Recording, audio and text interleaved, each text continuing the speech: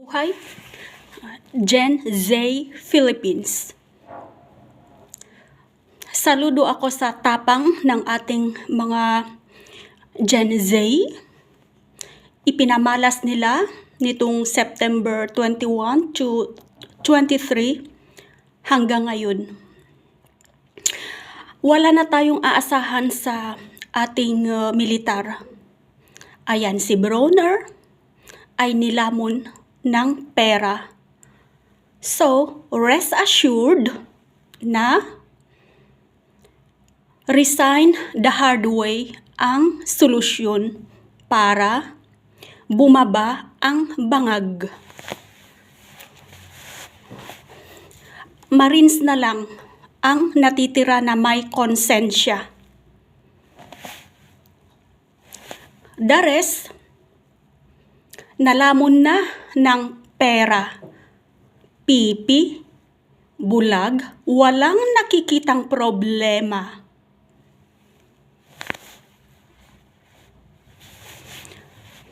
Ang mga taong ito ay walking souls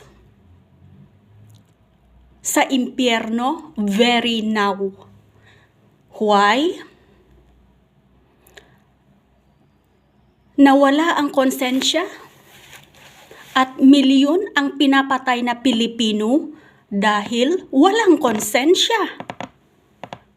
So, their souls, ang mga kaluluwa nila ay naglalakad sa impyerno very, very now.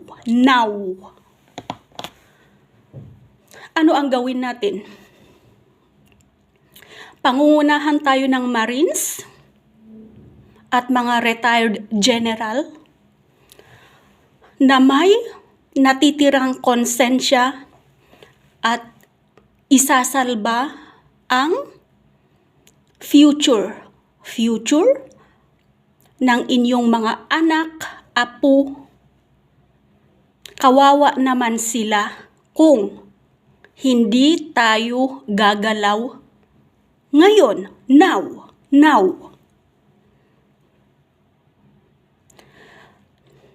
Minsan, tayong Gen Z.ph, tumindig tayo muli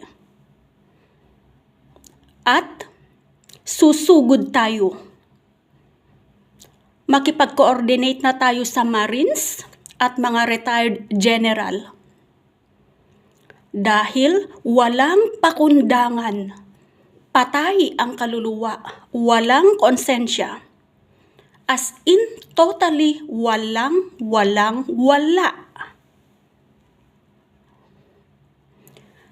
Gen Z Philippines, we salute your courage, your principle,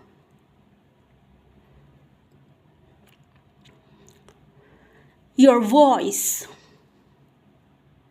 to save the country. Again, once more, last and final stance. Titindig tayo for the last time at kaladkarin na natin.